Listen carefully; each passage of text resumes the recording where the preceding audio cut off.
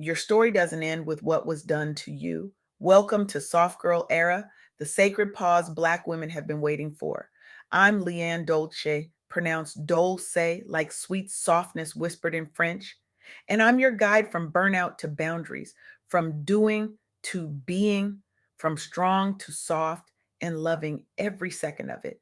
I recently had the honor of sitting down with LaShunda Braxton-Nickles, and what she shared with me, what she trusted me with, is the kind of truth that changes lives. LaShunda is a woman who has walked through fire, childhood trauma, grief, mental health diagnoses, hospitalizations, and the kind of pain that makes you wonder if you'll ever see morning again. And yet she's still here, not just surviving, but choosing healing, choosing softness, choosing herself, one brave decision at a time. She's making the world a better place by refusing to let her story end with what was done to her.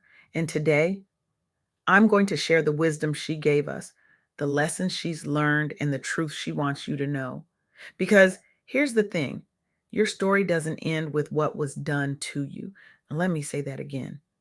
Your story does not end with what was done to you. Even when trauma starts in childhood and follows you into adulthood, even when it shows up in your relationships, your mental health, your ability to trust yourself or anyone else, you are more than the worst thing that ever happened to you.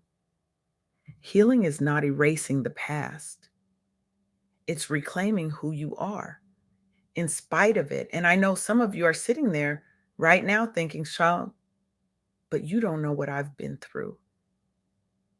You're right. I don't, but LaShunda does. And so do the women whose stories I'm about to share with you. Let me tell you about Dr. Thema Bryant. Dr. Bryant is a Black woman, a psychologist, an ordained minister, and the current president of the American Psychological Association, the largest psychological association in the world. But before all of that, she was a little girl fleeing civil war in Liberia. Her family was displaced. Her childhood was marked by trauma and uprooting. Her father was a bishop. Her mother was a teacher. And when war broke out, they ran. That kind of terror, that kind of loss, it doesn't just disappear because you grow up, it follows you. It whispers to you in the middle of the night. It tells you that you're damaged, that you're broken, that you'll never be whole. But Dr. Bryant didn't listen to that voice. Instead of letting trauma define her as permanently damaged, she leaned into education, faith, and community. She pursued advanced training in psychology, specializing in trauma and healing for marginalized communities. She integrated faith, culture, and psychology to make healing feel safer and more accessible to Black people. She used her own story, her own wounds, to normalize trauma recovery and mental health care. And now she's the president of the APA. She hosts a podcast called the Homecoming Podcast, helping people return to themselves after trauma.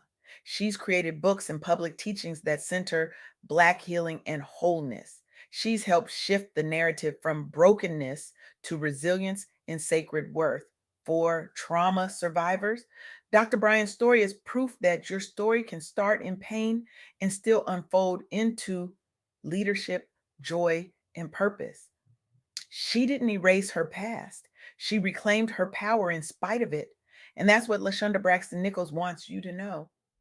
You are not broken beyond repair. You are actively fighting for your life, one brave decision at a time. Now, let's talk about what that fight actually looks like, because healing is not a single moment, it's a courageous, ongoing choice. Hospitalizations, medication, therapy, counseling, spiritual work, community support. None of that means you are broken beyond repair. It means you are actively fighting for your life, one brave decision at a time. And I need you to hear that because somewhere along the way, we started believing that needing help meant we were weak, that taking medication meant we were damaged, that going to therapy meant we were failures. And that is a lie. Let me tell you about Taraji P. Henson. You know her as Cookie Lion. as the fierce, no nonsense actress who lights up every screen she's on, Academy Award nominated, Golden Globe winner, a woman who seems to have it all together. But behind that success is a woman who has walked through childhood trauma, intimate partner violence, and deep grief. Her son's father was murdered, her own father died, and she struggled with depression and anxiety while being expected to be strong as a successful Black woman and mother. Taraji left Washington, D.C. for Hollywood as a young single mom with limited money, betting on her talent and determination. She experienced intimate partner violence in her early relationship. And later, the murder of her child's father left her navigating single parenthood in profound grief. When depression and anxiety grew heavy, she realized praying it away was not enough. So, you know what she did? She sought therapy and she spoke publicly about it, refusing to hide her diagnosis or her struggle. She founded the Boris Lawrence Henson Foundation to increase access to culturally competent mental health care for Black people.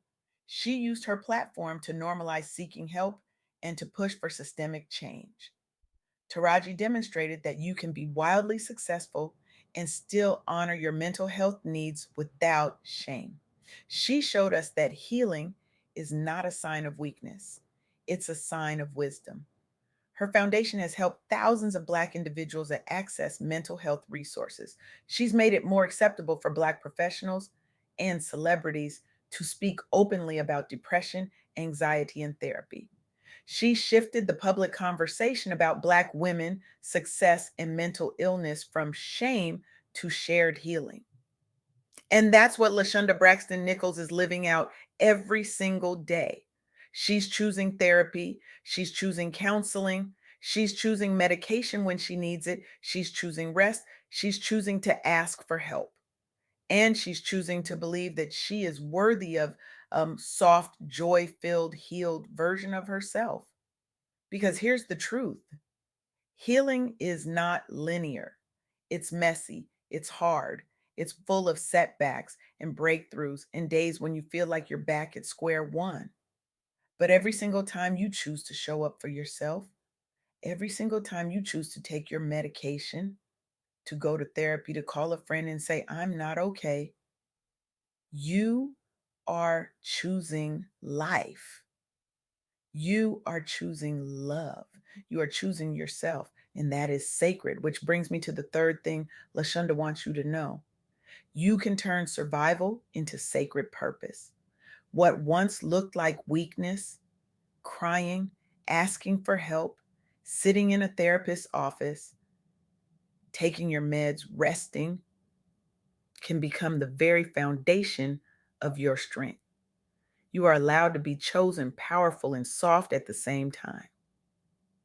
Let me tell you about Tony or Neen Kane. Neen's childhood was marked by extreme abuse, neglect, and sexual violence. From a very young age, she was abused by those who were supposed to protect her. Her unhealed trauma drove her into survival mode, substance use, unsafe relationships, homelessness, and crime. She spent years homeless, battling addiction, and cycling through jail and psychiatric institutions. She carried multiple mental health diagnoses and was often treated as a problem, not a person. For years, she was dismissed as a frequent flyer in jails and institutions. Society expected her to never rise above mere survival. But then someone finally asked her a different question: not what's wrong with you, but what happened to you?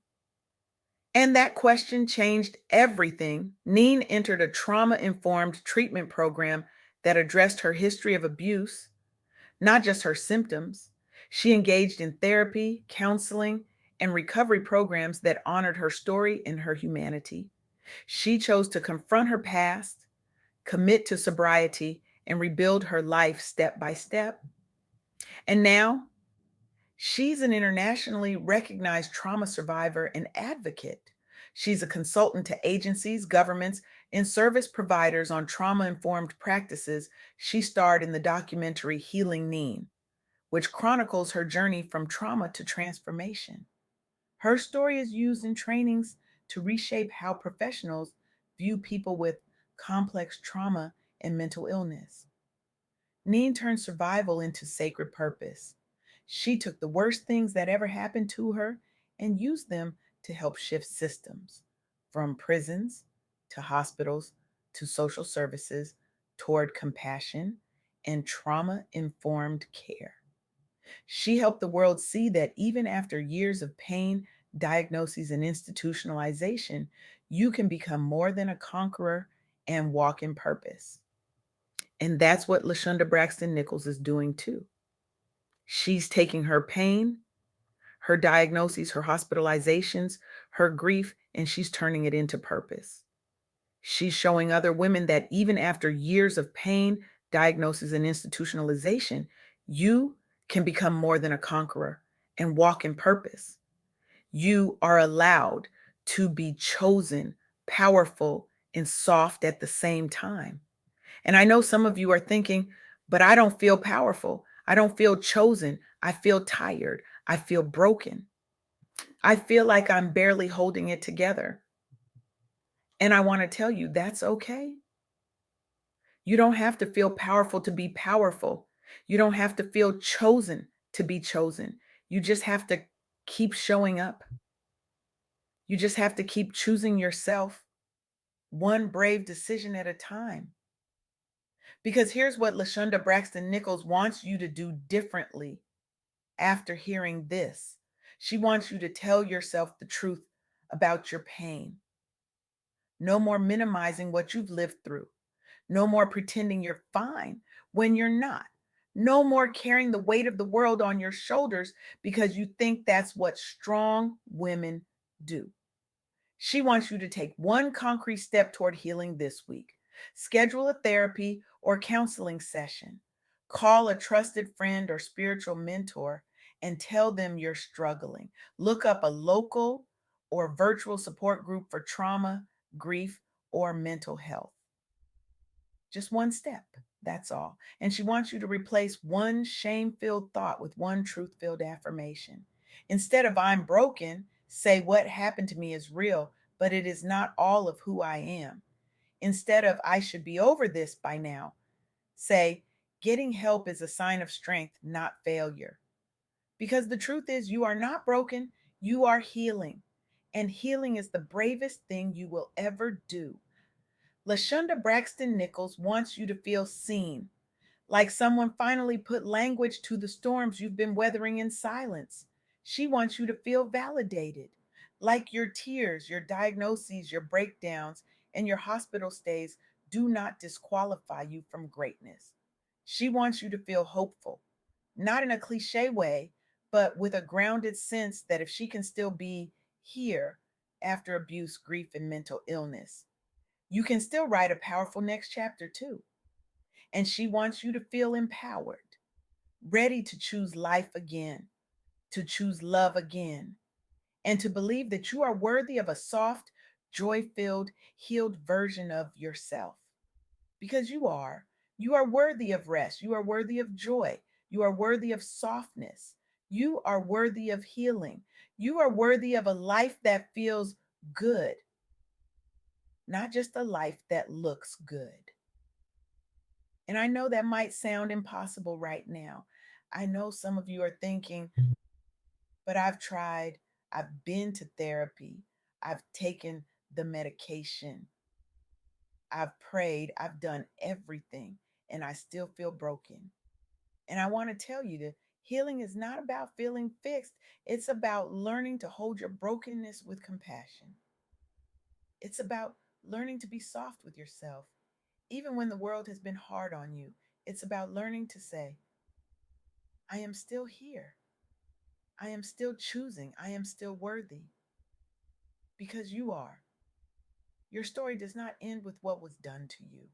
Healing is a courageous, ongoing choice, not a single moment, and you can turn survival into sacred purpose. LaShunda Braxton-Nickles is living proof of that. Dr. Thema Bryant is living proof of that. Taraji P. Henson is living proof of that. Tonier Neen Kane is living proof of that. And you can be too. So here's what I need you to do. Not tomorrow, not next week, right now. I want you to take a deep breath. I want you to put your hand on your heart. And I want you to make a decision that your survival story is about to become your sacred purpose story, a decision that you will no longer apologize for taking up space in your own healing, a decision that softness, rest, therapy, medication, boundaries, and asking for help are not signs of weakness, but acts of revolution. This week, I want you to do one thing that scares you in the direction of your healing. Book that therapy appointment you've been putting off. Tell someone the truth about how you're really doing. Say no to something that drains you, and yes, to something that restores you. Write down one shame filled thought and replace it with one truth filled affirmation. And then I want you to do something even braver. I want you to look in the mirror and say out loud, my story does not end with what was done to me. I am healing. I am worthy. I am choosing myself. Say it until you believe it. Say it until it becomes the loudest voice in your head. Say it until the little girl or little boy inside of you who survived all of that finally feels safe enough to rest. Because the world needs your healed version, not your perfect version, not your unbothered version. Your healed, soft, boundaried, rested, joy filled version. The version of you that knows that surviving was just the beginning. The version of you that understands that your pain has purpose. The version of you that refuses to let trauma have the last word. Your story doesn't end with what was done to you, it begins with what you choose to do next. And I'm here to tell you, you are worth every brave choice you're about to make. So choose yourself, choose healing, choose softness, choose life. This is Soft Girl Era, and your era starts now.